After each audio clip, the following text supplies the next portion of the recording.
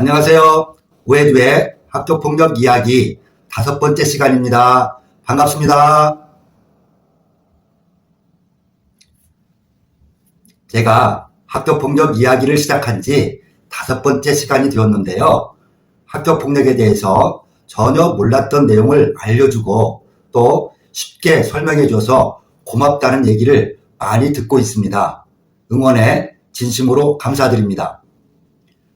오늘은 지난 시간에 이어서 사이버 학교폭력 중 사이버 명예훼손과 모욕 그리고 사이버 협박과 강요, 갈취에 대해서 이야기하려 하는데요. 아직 좋아요, 구독 신청을 안 하신 분은 좋아요, 구독 신청을 누르고 시청해 주시면 감사하겠습니다. 여러분, 먼저 질문 하나 하겠습니다. 중간고사를 보는데 A 학생이 컨닝하는 것을 목격한 B 학생이 그 사실을 친구들에게 말했다면 학교폭력일까요? 아닐까요? 그리고 B 학생으로부터 A 학생이 컨닝을 했다는 말을 전해 들은 C 학생이 단톡방에 A가 컨닝을 했다더라 라는 글을 올렸다면 학교폭력일까요? 아닐까요? 이런 질문을 하면 사실을 말했을 뿐인데 무슨 학교폭력이냐 라고 답하시는 분들이 많은데요. 사실을 소문내는 것도 학교폭력 요형 중 명예훼손에 해당돼서 징계를 받을 수 있을 뿐만 아니라 경찰에 신고를 당하면 형사처벌도 받을 수 있습니다. 이 질문의 경우 친구들에게 말한 B 학생은 형법에 의거해서 처벌을 받게 되고 또 단톡방에 글을 올린 C 학생은 정보통신망법에 의거해서 처벌을 받습니다. 명예훼손죄나 모욕죄는 우리 어른들도 잘 모르고 일상생활에서 쉽게 저지르고 고소를 당하는 경우가 많은 것인 만큼 잘 들어주시기 바랍니다. 먼저 사이버 명예훼손. 사이버 명예훼손이 뭘까요? 먼저 명예훼손이 뭐죠? 명예훼손이란 공연히 사실이나 허위의 사실을 적시해서 사람의 명예를 훼손하는 행위. 그러니까 어떤 사실이나 허위 사실을 퍼뜨려서 누군가의 사회적 평가나 가치를 떨어뜨리는 행위를 말합니다.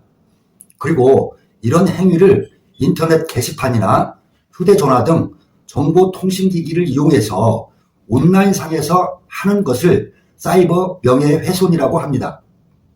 즉 오프라인에서 하게 되면 형법상의 처벌을 받게 되고 단톡방이나 페이스북, 단체방 등 온라인상에서 하게 되면 정보통신망법상의 가중처벌을 받습니다. 사례를 한번 들어볼까요?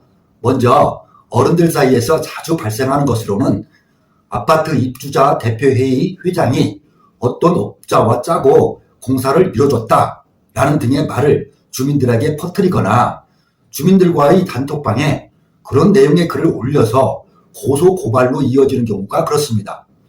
그리고 초중고 동창생들 단톡방에 특정인에 대한 안 좋은 글을 올려서 명예를 훼손하는 경우가 있겠고 맘카페 등 많은 회원이 있는 곳에서 특정 회원에 대한 명예를 훼손하는 글을 올리는 경우가 있습니다. 그리고 아이들 사이에서 자주 일어나는 것들로는 오프라인에서 친구들에게 누가 아빠가 장애인이래, 누가 소년원에 갔다 왔대 라는 말을 퍼뜨리거나 전학 온 학생을 대상으로 왕따 당해서 우리 학교로 전학 왔대 와 같은 안 좋은 소문을 퍼뜨리는 경우가 있겠습니다. 그리고 그런 내용의 글을 인터넷 게시판이나 단톡방 등 SNS에 올리는 경우에는 사이버 명예훼손이 되고 또 인터넷 게시판 등의 이름, 생년월일, 사는 주소, 다니는 학교와 같은 개인정보를 올리는 것도 사이버 명예훼손이 될 수 있습니다. 그리고 하품을 하거나 침을 흘리며 자는 모습을 찍어서 단톡방 등에 올려가지고 수치스럽게 하는 행위도 명예훼손이 될 수 있고 안티카페를 만들어서 특정 학생을 비방하는 경우에도 사이버 명예훼손이 될 수 있습니다. 그럼 내친 김에 각각의 처벌 수위가 어떻게 되는지 한번 알아볼까요? 형사처벌 수위는 사실을 적시했을 때와 허위 사실을 적시했을 때가 다르고 또 오프라인에서 했을 때와 온라인상에서 했을 때가 다릅니다. 오프라인에서보다 온라인을 통해서 타인의 명예를 훼손했을 때 더 엄하게 처벌하는데요. 그 이유는 인터넷 특성상 글이 사라지지 않고 계속 어딘가에 남아있고 또 불특정 다수인에게 빠른 속도로 전파될 가능성이 많기 때문입니다.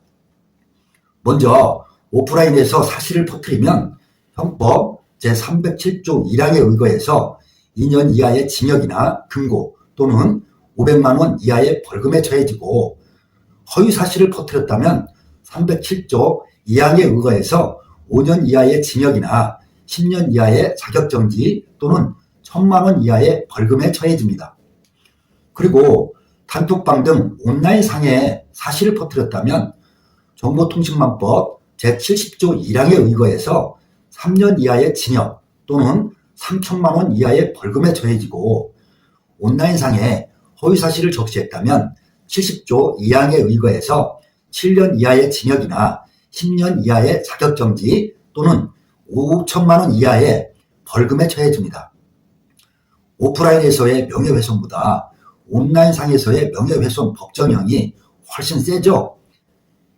여러분 다시 한번 말씀드립니다만 오프라인이 됐든 온라인이 됐든 그리고 사실이든 거짓이든 남의 명예를 훼손하는 말을 하거나 글을 올리면 명예훼손죄로 처벌받는다는 점 꼭 기억하시고 아이들에게 알려주시기 바랍니다.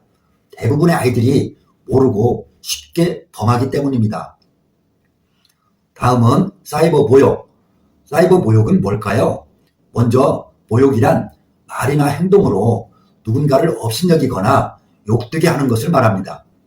주로 못생겼다며 외모를 비하하거나 별명을 지어서 이름 대신에 부르며 놀리는 경우, 이를테면 항상 신중하다고 해서 진지충이라고 놀려대고 반응이 좀 느리다며 형광등이라고 놀려대고 입이 튀어나왔다고 해서 돌출집이라고 놀려대는 경우가 있겠습니다.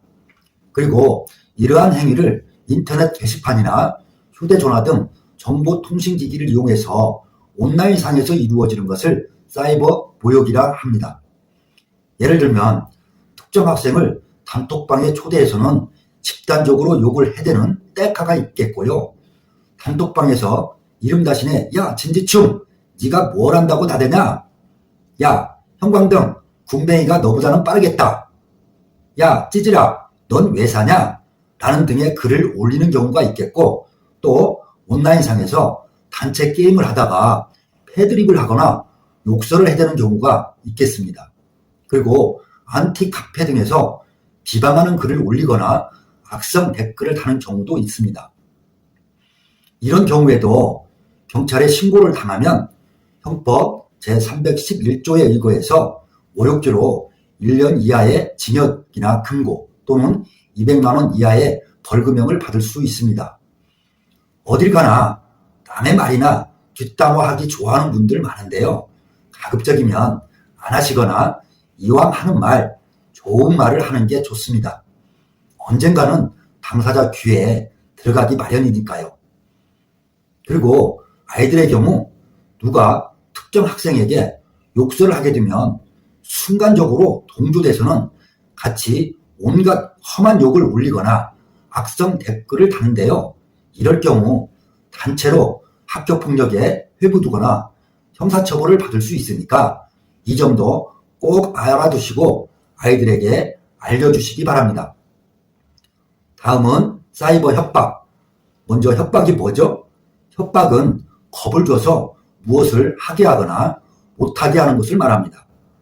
매일 때리고 돈을 빼앗고 괴롭히면서 엄마 아빠한테 말하거나 신고하면 죽여버린다고 겁을 주는 행위가 그렇습니다. 그리고 이렇게 겁을 주는 행위를, 그러니까 겁을 먹게 하는 말이나 글을 카톡이나 문자 등 정보통신기기를 이용해서 보내는 것을 사이버 협박이라고 합니다. 실제 요즘 덜 때렸더니 맛이 갔네, 지금부터 30초 내로 답하지 않으면 그때마다 2대 더 추가로 때린다는 글을 카톡으로 보내서 상대 학생으로 하여금 겁을 먹게 하는 경우가 있었고, 단톡방에서 특정 학생에게 단체로 너 요즘 문자도 쉽고 개기는데 계약하면 두고 보자 라는 글과 함께 온갖 욕설을 퍼부어서 이에 겁을 먹은 여학생이 자살을 한 사례도 있습니다. 이와 같이 협박한 자는 3년 이하의 징역 또는 500만 원 이하의 벌금에 처해지고, 여러 명이 협박을 하게 되면 특수협박죄로 7년 이하의 징역 또는 1,000만 원 이하의 벌금에 처해집니다. 학교폭력의 경우 여러 명이 특정 학생을 괴롭히는 경우가 많은데요. 그럴 경우 무겁게 가중처벌 받을 수 있다는 사실도 꼭 알아두셨으면 좋겠습니다. 그리고 밤길 조심하라든지 운전 조심하라든지 등 공포심이나 불안감을 유발하는 글이나 밤길을 가는데 몽둥이로 뒤통수를 치는 영상이나 트럭에 승용차가 받치는 영상 등을 반복적으로 보내서 공포심이나 불안감을 유발하면 정보통신망법 74조 사망에 의거해서 1년 이하의 징역 또는 1,000만 원 이하의 벌금에 처해질 수 있습니다. 다음은 사이버 강요. 강요가 뭐죠? 강요는 말 그대로 강제로 요구하는 것을 말하는데요. 폭행이나 협박을 해서 타인의 권리 행사를 방해하거나 타인으로 하여금 의무 없는 일을 하게 하는 것을 말합니다.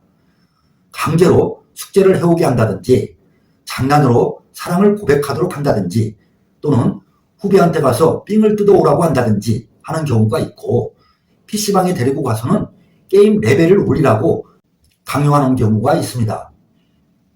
그리고 이러한 행위를 오프라인이 아닌 휴대전화 등을 이용해서 온라인상에서 하는 것을 사이버 강요라고 합니다. 저녁 늦게 카톡이나 메시지로 너 내 숙제도 해오라고 한다든지, 토요일이라 학교 가는 날도 아닌데 너 내일 아침 7시에 학교 국기 개항대 앞에서 인증샷 해라 라든가 네 카톡 아이디와 비밀번호 보내라 라는 글이나 문자를 보내는 경우가 사이버 강요에 해당합니다. 이와 같이 강요를 한 자는 5년 이하의 징역이나 3,000만 원 이하의 벌금에 처해질 수 있습니다. 그리고 여러 명이서 강요를 하게 되면 특수강요죄로 10년 이하의 징역이나 5,000만 원 이하의 벌금에 처해집니다. 다음은 사이버 공갈. 공갈이 뭐죠? 공갈은 협박을 해서 재물을 요구받는 것을 말합니다. 이렇게 재물을 갈취하는 행위가 온라인상에서 이루어지는 것을 사이버 갈취라고 합니다. 사이버 갈취 유형에는 강제로 게임몬이나 게임 아이템을 보내라고 해서 받는다든지, 인터넷 쇼핑몰에 있는 비싼 운동화를 사서 보내라고 해서 받는다든지, 기프티콘을 보내라고 해서 받는다든지, 와이파이를 억지로 공유하게 한다든지 등이 있습니다. 공갈죄를 범한 자는 10년 이하의 징역이나 2,000만 원 이하의 벌금에 처해지고, 여러 명이서 하게 되면 특수공갈죄로 1년 이상 15년 이하의 징역에 처해집니다. 벌금형도 없습니다. 오늘 이야기한 범죄들에 대한 처벌 수위는 형법에서 규정하고 있는 것을 말한 것이고, 상습성이 인정되면 더 가중처벌된다는 사실도 알아두셨으면 좋겠습니다. 이상 오늘은 사이버 학교폭력 중 사이버 명예훼손과 모욕, 사이버 협박, 강요, 공갈에 대해서 이야기했는데요. 다음 시간에는 사이버 성범죄에 대해서 이야기하겠습니다. 좋아요, 구독 신청 부탁드립니다. 감사합니다.